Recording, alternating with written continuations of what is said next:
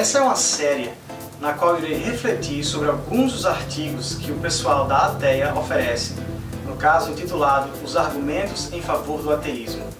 Esses são, de acordo com o website, os motivos para ser ateu que eles dão. Antes de mais nada, eu queria deixar claro que minha intenção é discutir ideias, posicionamentos baseados em evidência e pensamento crítico, e não em atacar indivíduos. Eu digo isso porque recentemente assisti a um vídeo no qual dois grupos, um formado por ateístas e outro por teístas, trocaram ideias sobre suas posições. Porém, infelizmente, o grupo teísta, e em particular o evangélico, continuamente atacava os ateístas, com afirmações desnecessárias e completamente injustas.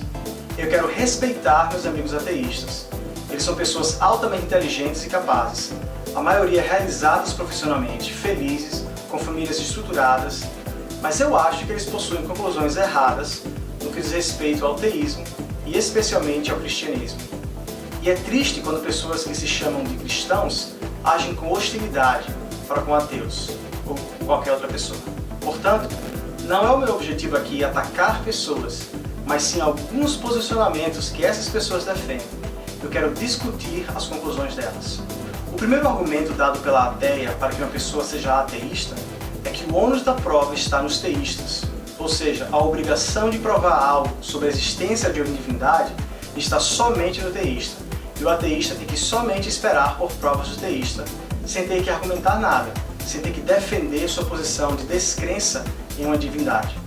Portanto, cabe exclusivamente aos teístas oferecerem argumentos em favor de sua posição. Os ateístas estão passivamente vivendo, sem acreditar em nada em relação a divindades, até que um teísta os prove que uma tal divindade existe. Para a Ateia, não é papel do ateísta provar nada, nem a favor nem contra o ateísmo. A Ateia dá a entender que a visão teísta é baseada em conjecturas e entidades imaginadas ao acaso, mas isso claramente não procede. Teístas não simplesmente imaginam ao acaso ou conjecturam a possibilidade de existência de divindades, mas chegam a conclusões sobre a existência de algo além da nossa realidade física, baseadas em evidências históricas, científicas, filosóficas, pessoais. De acordo com James Wood, na época o editor da revista americana The New Republic, até Richard Dawkins afirmou em um debate com Francis Collins que, aspas, poderia haver algo incrivelmente grande e incompreensível além do nosso entendimento. E é isso que teístas afirmam. O artigo da Ateia continua: se assumirmos que devemos aceitar a existência de alguma coisa até que sua inexistência seja provada, então certamente vamos chegar à conclusão de que existe uma Britney Spears roxa e outra com bolinhas azuis, já que não podemos provar a inexistência dela. Eu concordo parcialmente com essa afirmação. Porém, não é isso que teístas afirmam, que devemos aceitar a existência de algo até que sua inexistência seja provada. Pelo contrário, as evidências para a existência de algo além da nossa esfera física são várias. Não conjecturamos ou imaginamos um ser além do universo que o criou, da mesma forma que não inventamos uma fonte pessoal para valores e deveres morais. Mas concordo com a Ateia quando afirma que, quando somos confrontados com alegações extraordinárias, queremos provas ou evidências.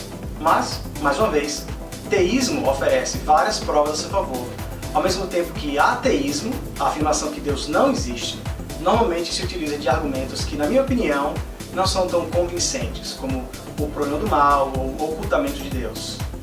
A Ateia então apresenta uma passagem do filósofo britânico Bertrand Russell sobre o seu famoso pote de chá chinês. A ideia é a seguinte: se o Russell sugerisse a existência de um pote de chá chinês girando em torno do Sol, tão pequeno que é impossível ser observado por telescópios, e se sustentasse que porque não podemos provar a existência de tal pote, ninguém então poderia duvidar dele, isso seria tolice. Seria uma presunção nossa ter que simplesmente aceitar essa peça de porcelana orbitando o Sol, porque não podemos observar tal objeto. Mas, contrário ao exemplo do Russell, outros já afirmaram que crença em Deus é muito mais razoável ou racional do que acreditar em um bule orbitando o Sol. O conceito de Deus não pode ser refutado, simplesmente por causa de uma analogia a potes de chá celestes. Mas é precisamente por causa da presença de evidências a favor de teísmo que podemos aceitar essa posição. Temos boas evidências, especialmente para o cristianismo, A razão pela qual nós não pensamos que há um bule de chá orbitando ao redor da Terra não é por causa da ausência de evidência para tal bule de chá. É porque temos boas evidências de que nenhum pedaço de porcelana foi lançado ao espaço por nós, ou que extraterrestres o colocaram lá. A ilustração do Russell também nos aponta para um ponto elementar de lógica. Uma proposição ou uma ideia não é mostrada como falsa pela ausência de evidências para ela. A proposição ainda poderia ser verdadeira na ausência de evidências, mas, felizmente, tanto para a inexistência do bule do Russell como para a verdade do teísmo, existem bastante evidências suportando essas posições. E, ao contrário do que o Russell afirma, não acreditamos em teísmo somente porque achamos tais afirmações em livros antigos ou somos ensinados semanalmente na escola e na igreja sobre tal entidade. Concordo, porém, com o começo do último parágrafo do artigo que a ateia escreve.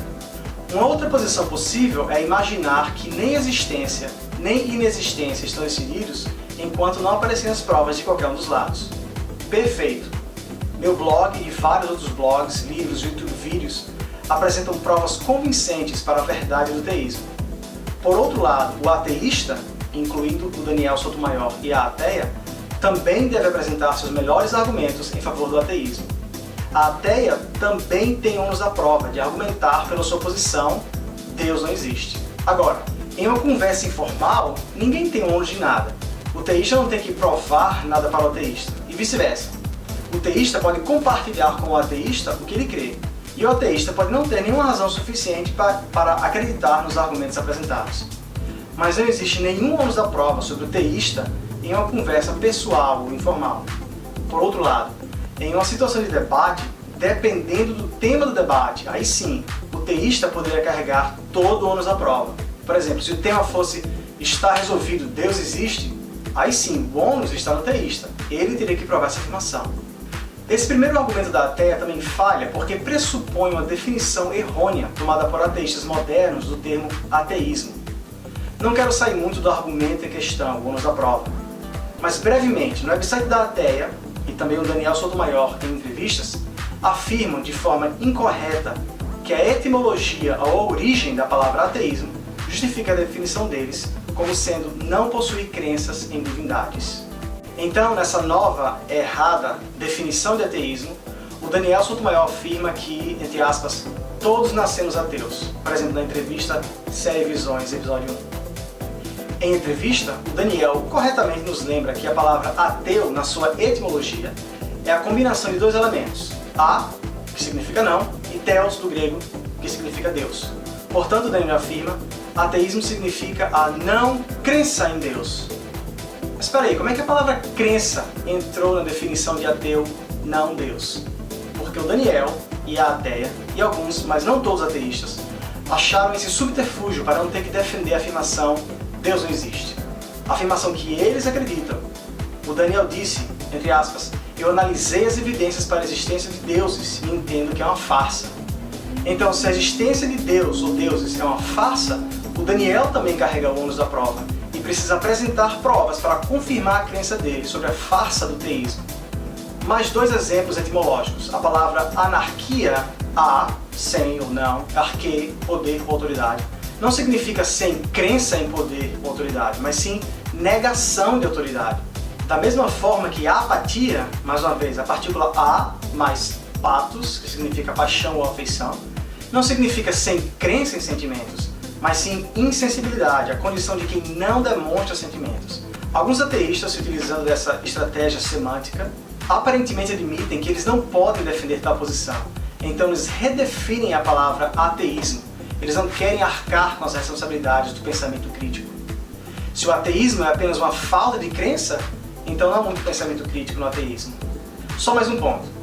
Mesmo que etimologia fosse levada em consideração, etimologia por si só não prescreve ou não regula o significado das palavras.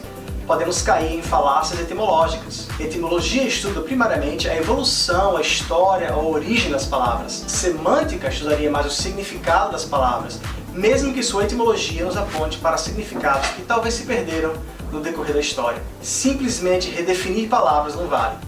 E mesmo que o ateísta queira pressionar essa definição dissimulada, a pergunta ainda permanece. existe um Deus ou não, e podemos partir daí. Mas vou parar por aqui sobre essa redefinição do termo. No final das contas, meus amigos teístas e meus amigos ateístas, devemos engajar em pensamento crítico, seja para discutir política ou seja para discutir a existência de um ser maior que nós. Não basta somente apelar para frases como não tenho nenhuma crença. E se realmente não temos nenhuma crença, já é hora de pensar sobre o assunto.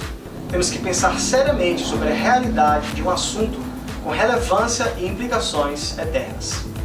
Meu nome é Igor Rodrigues, eu tenho um blog, questõesdafé.org, onde discuto os assuntos como esses.